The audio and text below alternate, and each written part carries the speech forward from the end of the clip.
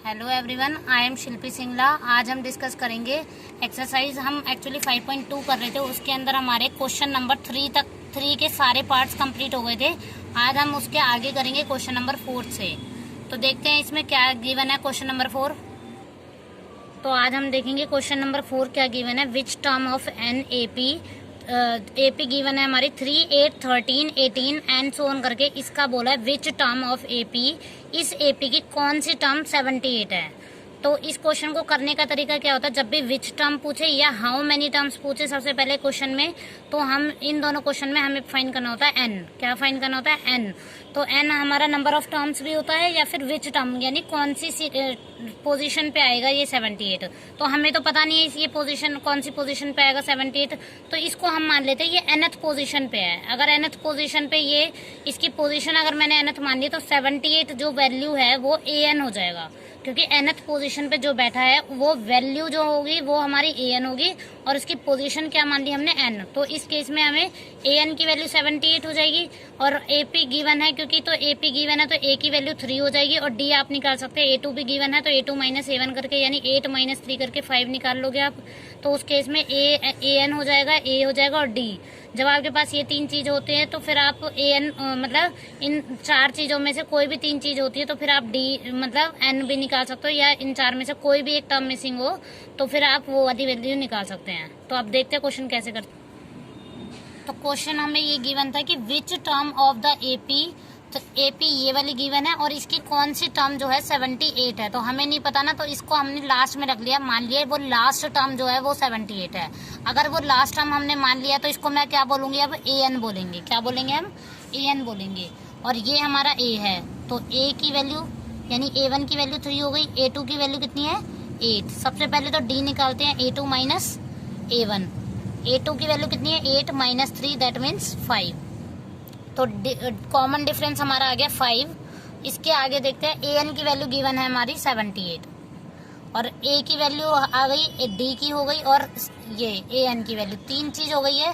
तो अब हम n इजीली फाइंड कर सकते हैं। मैंने आपको पिछले क्वेश्चन जो कराए थे उसमें मैंने बताया था, अगर ये 4 टर्म होती है a, d, n और an, एक टेबल वाला क्वेश्चन करा था 5.2 की स्टार्टिंग में जो एक टेबल बनी हुई, तो उनमें इन चारों में से कुछ भी एक मिसिंग था तो हमने फॉर्मूला यही लगाया था an वाला। तो इसमें भी हमें यही काम करना है, an का फॉर्मूला लगाएंगे। देखते हैं क्या आएगा। an बराबर a प्लस ब्रैकेट के अंदर n माइनस 1 इंटू में d।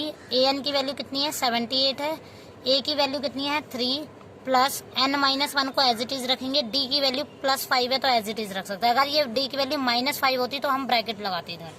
अब देखते हैं 78 एज इट इज है, ये प्लस का 3 है, इधर जाके माइनस 3 हो जाएगा, n minus 1 as it is रहेगा और ये 5 हो जाएगा। 78 में से 3 गया 75, n माइनस 1 और यहाँ पे 5। ये n माइनस 1 के साथ ये जो 5 है ये मल्टीप्लीकेशन में है, तो कोई भी चीज मल्टीप्लाई में है अगर इक्वल टू साइन के इधर लेके जाएंगे तो ये डिवाइड में आएगी। तो 75 अपॉन में 5 n minus 1 as it is रहेगा। ये इनको कैंसिल हो रहे हैं तो कर सकते हैं आप, 5 एक 5 1 जा 5 और यहाँ 2 बचा तो 2 5 5 जा, तो n माइनस 1 की वैल्यू हो गई है हमारी 15। तो n इधर ही रहा 15, माइनस 1 है उधर जाके प्लस 1 हो जाएगा तो n की वैल्यू हो जाएगी 16। तो यहाँ पे ये इससे ये पता चलेगा कि विच टर्म ऑफ एपी 78। तो ये जो 78 है ये 16th पोजीशन पे बैठा है, क्योंकि मैंने बोला था nth पोजीशन पे बैठा है, दैट मीन 16th पोजीशन पे बैठा है। लेकिन 16th पोजीशन पे बैठा है तो इसका मतलब नहीं है कि 16 उसकी वैल्यू होगी, उसकी वैल्यू कुछ भी हो सकती है। जैसे ये फर्स्ट पोजीशन पे बैठा है, पोजीशन इसकी फर्स्ट है लेकिन इसकी वैल्यू 1 नहीं है। तो ये इसमें, क्योंकि मैं इसलिए बता रही हूँ क्योंकि स्टूडेंट्स n और an में बहुत कंफ्यूज रहते हैं। ये n हमारी पोजीशन है कि कौन सी पोजीशन है पे बैठा है, लेकिन उसकी वैल्यू, बंदा कौन बैठा है मतलब कौन सा नंबर बैठा है वो हमारा an होता है। Okay next. अब यहाँ पे क्वेश्चन नंबर 5 देखते हैं। इसमें क्या बोल रखा है, find the number of terms. इस क्वेश्चन में साफ साफ बोल रहा है नंबर ऑफ टर्म्स हमें फाइंड करना है। जब भी नंबर ऑफ टर्म्स फाइंड करनी है that means you have to find n, value of n find करनी है। तो जैसे अभी फाइंड की थी, इसको an मान लिया था फोर्थ क्वेश्चन में 78 को, ऐसे यहाँ पे जो लास्ट वैल्यू यहाँ पे तो पहले से लास्ट में दे रखा, तो ये 205 है, इसके 2 पार्ट्स दे रखे। पहले हम फर्स्ट पार्ट करेंगे, AP दे रखी है a एंड सो ऑन करके और लास्ट में 205। फिर देखते इसको कैसे करते। तो हमें फाइंड करना है नंबर ऑफ टर्म्स। तो नंबर ऑफ टर्म्स मतलब n फाइंड करना है सबसे पहले। तो अब AP क्या गिवन है 7, 13, 19 एंड सो ऑन करके 205। तो ये जो 205 है ये हमारी हो जाएगी AN की वैल्यू, और यहाँ पे A की वैल्यू 7 है, A2 की वैल्यू 13 है। तो D निकालेंगे सबसे पहले A2 माइनस A1 यानी 13 माइनस 7, तो इन दोनों को सब्ट्रैक्ट करेंगे यू विल गेट 6, और AN की वैल्यू हमारी है 205। तो अब यहाँ पे हमें कितनी वैल्यू पता है, A की वैल्यू पता है, A बोल लो चाहे A1 एक ही बात है, और यहाँ पे D की वैल्यू पता है और AN की वैल्यू पता है। तो मैंने अभी बताया था कि इन तीनों में से मिसिंग क्या है, N फाइंड करना है, तो हमें फॉर्मूला वही लगाना पड़ेगा AN, A plus N minus 1 into में D। AN की वैल्यू हमारी कितनी है 205, A की वैल्यू 7 प्लस, तो यहाँ पे क्या गिवन है हमारा AN की वैल्यू गिवन है, और ये सारी पुट कर दी हमने। तो यहाँ पे देखो ये प्लस का 7 था, इधर जाके माइनस 7 हो गया, इन दोनों को सब्ट्रैक्ट करेंगे तो 198, 15 में से 7 गया तो 8 आपको सब्ट्रैक्ट करना आता है, इधर N माइनस 1 और 6। अब ये देखना है कि 6 इस ब्रैकेट के साथ मल्टीप्लिकेशन में है, तो मल्टीप्लिकेशन में तो ये 6 इधर जाके डिवाइड में होगा, क्योंकि इक्वल टू के साइन के यहाँ पे जब भी हम पोजीशन चेंज करते हैं तो अगर ये प्लस में होता तो माइनस में आता, अगर ये मल्टीप्लिकेशन में ब्रैकेट के साथ तो ये डिवाइड में आएगा। तो 198 अपॉन में 6 और N माइनस 1। तो जब आप इसको सॉल्व करेंगे ये 6 को जब आप क्रॉस करोगे तो यहाँ पे ये 33 आ जाएगा, और यहाँ N माइनस 1 था ही, पहले N इधर ही रहा, ये माइनस 1 का था, इधर आके प्लस 1 हो गया, तो N की वैल्यू हमारी 34 है। यानी इस AP के अंदर how many terms, there are 34 terms in this AP। Okay, अब इसी का नेक्स्ट पार्ट करते हैं इस सीरीज में। अब ये 5th का सेकंड पार्ट देखते हैं। A की वैल्यू क्या है, ये सीरीज दे रखी है, इसमें भी हाउ मेनी टर्म्स यानी N फाइंड करना है। तो सबसे पहले तो N फाइंड करना है, और गिवन क्या क्या है अब वो देखते हैं। ये A1 की वैल्यू गिवन है दैट इज 18, A2 की वैल्यू देखते हैं ये कितना है 15 एंड हाफ, यानी इसको कैसे ब्रेक करते हैं 15 टू जा 30 और 1 ऐड करेंगे 31 अपॉन में 2, यानी 15 एंड हाफ को कैसे 50 इन दोनों को मल्टीप्लाई करते हैं और इस नंबर को ऐड करते हैं, तो यू विल गेट 15 टू जा 30 और 1 ऐड करा तो 31 अपॉन में 2 का 2 ये आ जाएगा। अब A1 और A2 आ गया तो D निकालेंगे A2 माइनस A1 यानी 31 अपॉन में 2 माइनस 18, इन दोनों का एलसीएम निकालेंगे लेंगे तो 2, इन दोनों को डिवाइड करेंगे 1 आएगा, 1 को ऊपर वाले नंबर से मल्टीप्लाई करेंगे तो 31, इन दोनों को डिवाइड करेंगे तो यू विल गेट 2, 2 को ऊपर वाले नंबर से मल्टीप्लाई करेंगे तो 36। तो इसको सॉल्व करके माइनस करेंगे तो प्लस माइनस माइनस माइनस होंगे, यानी डिजिट 36 में से 31 गया तो 5 आएगा, लेकिन बड़ी डिजिट के आगे क्या है माइनस साइन है तो इसलिए -5, और ये 2 का 2 हो जाएगा। तो ये D की वैल्यू हो गई। अब AN निकालेंगे, AN की वैल्यू हमारी कितनी है माइनस का 47, तो AN की वैल्यू -47 की बनी है, तो वही फॉर्मूला लगाना है, मतलब जब भी N फाइंड करना हो, D फाइंड करना हो, AN फाइंड करना हो या A फाइंड करना हो, उस केस में AN का ही फॉर्मूला लगाना है, यानी A plus N minus 1 into में D। AN की वैल्यू -47 गिवन है, A की वैल्यू कितनी है 18 है, plus N minus 1 as it is क्योंकि N फाइंड करना है, और D की वैल्यू माइनस है ना तो यहाँ पे ब्रैकेट लगानी है, तो -47 ये प्लस का 18 है, इधर जाके -18 N माइनस 1 और यहाँ ब्रैकेट में लिखना है माइनस का 5/2। इन दोनों को माइनस माइनस प्लस यानी डिजिट होंगी ऐड, तो इन दोनों को जब ऐड करोगे तो you will get -65 N minus 1 और माइनस का 5/2। इसके आगे सोल्व करते हैं तो आप देख सकते हैं ये ब्रैकेट इसके साथ मल्टीप्लिकेशन में तो इधर जाके डिवाइड में होगी, तो -5 और अपॉन का 2, ये जो अपॉन का 2 है वो ऊपर चला जाएगा, यहाँ पे N minus 1 as it is, यहाँ माइनस से ये माइनस कैंसिल हो जाएगा, 5 1 जा और ये 13 पे जाएगा, तो 13 2 जा 26 और यहाँ पे N माइनस 1, ये -1 है उधर जाके +1 हो जाएगा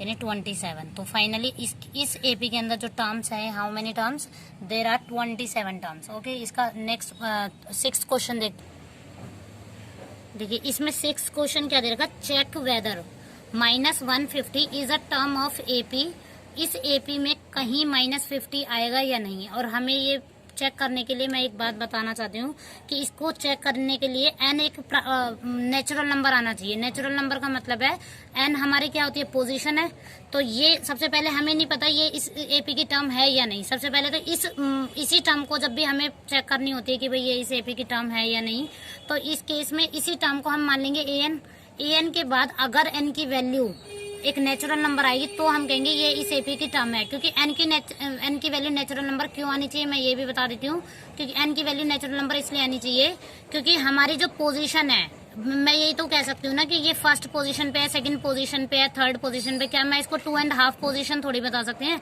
कि ये 1.5वीं पोजीशन पे बैठा है या 2.5वीं पोजीशन पे बैठा है, हिंदी में अगर बात करें तो इसलिए ये पोजीशन को हम ये नहीं बोल सकते। हम बोल सकते हैं पहली पोजीशन पे बैठा है, चाहे उसकी वैल्यू 1.5 है, 1.5 मतलब 1.5 है। ओके, तो अब देखते हैं इसका, इसमें अगर n की वैल्यू अगर नेचुरल नंबर आती है तो हम बोलेंगे -150 इसकी एक मतलब इसकी एक टर्म है, अदरवाइज ये इसकी एक टर्म नहीं है। तो ये क्वेश्चन दे रखा है, एपी दे रखी है, इसको हमने मान लिया कि इसमें पूछा है हमसे कि -150 इस एपी की टर्म है या नहीं। तो हमने क्या माना, जो भी टर्म हमें पता नहीं होता उस टर्म को हम मान लेंगे लास्ट टर्म है। लास्ट टर्म मतलब an है, तो इसको an मान के और फिर n निकालेंगे। अगर n एक नेचुरल नंबर आएगा तो इस एपी की टर्म है, अदरवाइज नहीं है। तो a1 की वैल्यू दे रखी है 11, a2 की वैल्यू है 8, तो d निकालेंगे।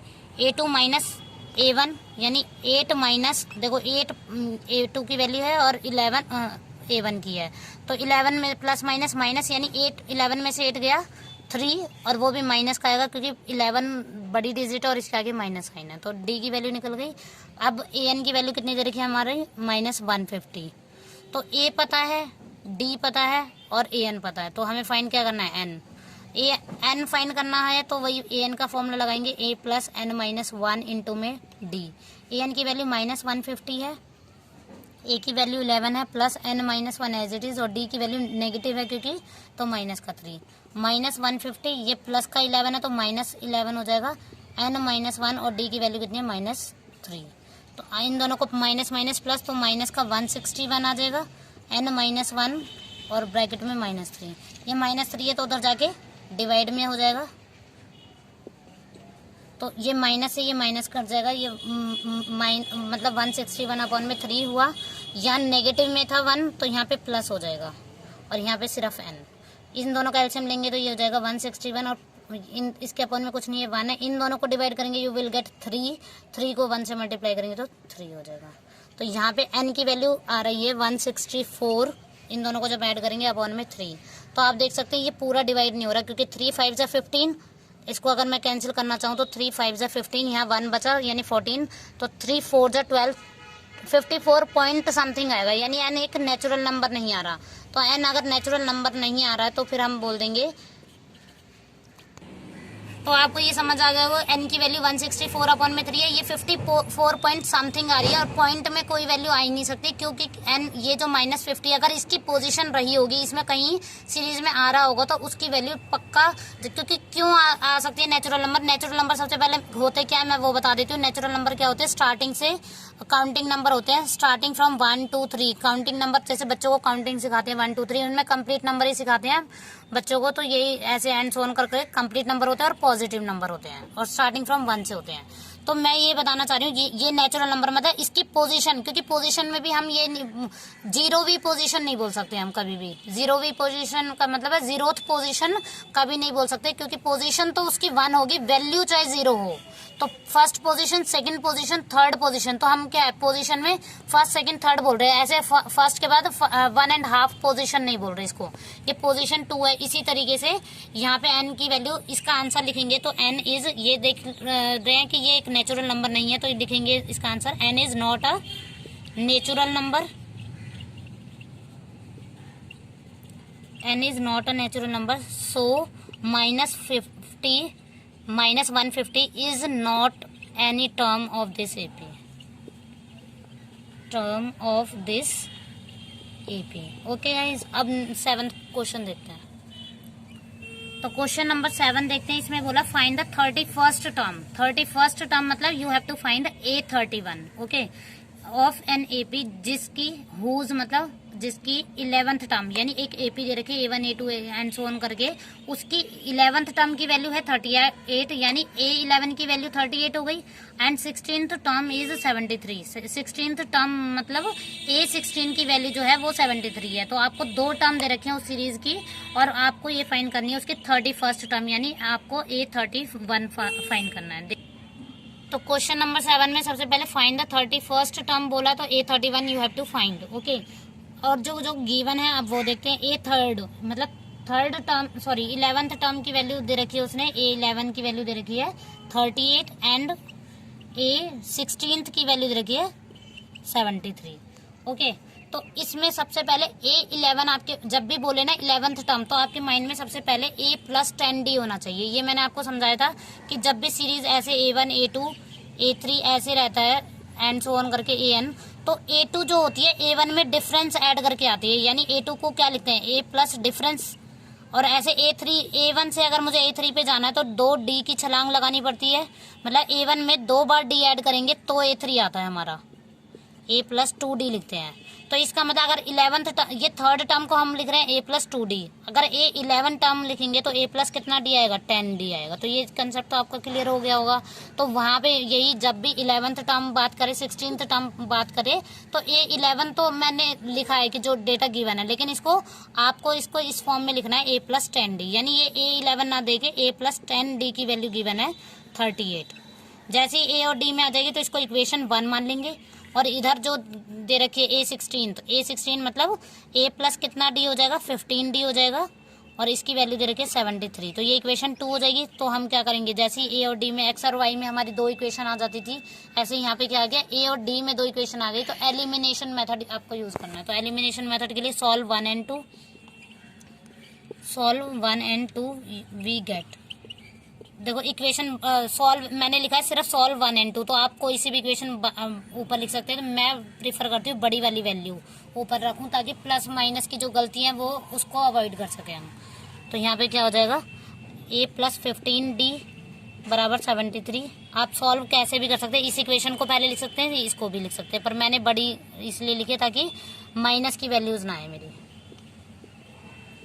क्योंकि स्टूडेंट्स जो है 10th क्लास के वो काफ़ी कई स्टूडेंट्स ये प्लस माइनस में ही बहुत मिस्टेक करते हैं। तो इसलिए अब देखो ये दोनों ही प्लस का है, तो प्लस का है तो अगर एलिमिनेशन मेथड में जब तक मैं इसमें से मतलब एक वेरिएबल को यानी A या D में से किसी को एलिमिनेट ना करूं, तब तक मेरे पे दूसरे उसकी वैल्यू नहीं आएगी दूसरे वेरिएबल की। तो यहाँ पे A और D एक तरह से वेरिएबल है, तो अब हम क्या करेंगे, इसका निशान चेंज करेंगे ताकि ये कैंसिल हो जाए।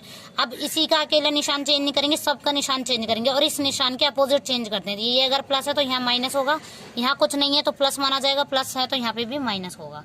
तो ये दोनों तो कैंसिल हो जाएंगे हमारे 15D में से। अब देखो यहाँ पे कंफ्यूजन क्या होती है कुछ स्टूडेंट्स को, यहाँ पे 15D के बाद वो प्लस का 10D लिख देते हैं, लेकिन नहीं, अब ये जो 10D के आगे नया निशान है ना वो काउंट किया जाएगा, यानी 15D माइनस का 10D हो जाएगा। 15D माइनस 10D, अब आपको पता है प्लस माइनस माइनस माइनस तो हो जाएगी 5D, लेकिन बड़ी रकम के आगे क्या है, मतलब बड़ी वैल्यू के आगे प्लस साइन है तो फिर प्लस का 5D आ जाएगा। सेम इसी तरीके से यहाँ पे करना 73, और यहाँ पे 38 के नया निशान कौन सा है, 73 के आगे तो बदला ही नहीं हमने, यहाँ 38 के आगे वाला निशान हमने बदला है तो वो माइनस हो गया। इन दोनों को जब आप माइनस करोगे 13 बन जाएगा, 13 में से 8 गया 5, और यहाँ 6 में से 3 गया 5, तो D की वैल्यू आ जाएगी, और वो भी प्लस का आएगा क्योंकि 73 बड़ी वैल्यू और उसके आगे प्लस साइन है।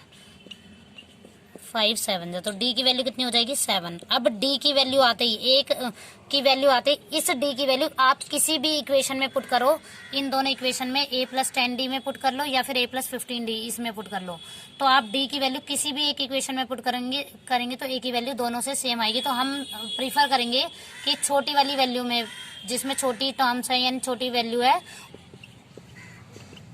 तो आप देख सकते हैं D की वैल्यू 7 है, तो अब इसमें पुट कर रही हूँ मैं इक्वेशन 1 में, put the value of D in equation 1, तो A+10 इंटू में D की वैल्यू 7 है और यहाँ पे 38, A+10 इंटू 7 70 और 38, तो A की वैल्यू कितनी हो जाएगी 38, यहीं पे पहले से ही है, और यहाँ पे ये प्लस की वैल्यू इधर जाके माइनस आएगी। एक स्टूडेंट यहाँ पे क्या गलती करते हैं मैंने नोटिस किया है, यहाँ पे इस चीज़ को ऐसे सॉल्व कर देते हैं कुछ लोग, तो A प्लस ये 70 उधर ले जाते हैं और इसको माइनस कर देते हैं, वो गलत हो जाएगा। ये 38 पहले से ही है यहाँ पे, तो और वो पोजीशन भी चेंज नहीं कर रहा, मतलब ये लेफ्ट साइड हो गई, ये राइट साइड है, तो राइट में ही तो अभी भी है ना 38, तो 38 माइनस नहीं होगा, जो लेफ्ट में ये 70 है ना ये इधर जा रहा है, ये इसकी पोजीशन चेंज हो रही है ना, तो इसका ही निशान चेंज होगा।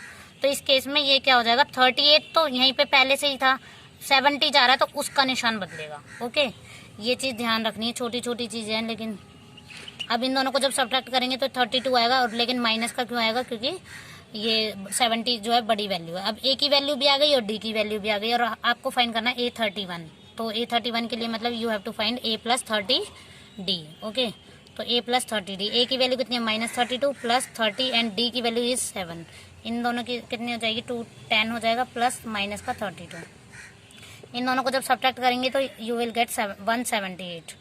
ओके, तो ये क्वेश्चन यहीं पे खत्म होता है। अब नेक्स्ट देखते हैं। ओके गाइज, यहाँ पे आज हमने 7 क्वेश्चन कंप्लीट कर लिए। इससे आगे हम नेक्स्ट वीडियो में करेंगे। अगर आपको ये वीडियो अच्छी लगी तो please like, share and comment. Thank you.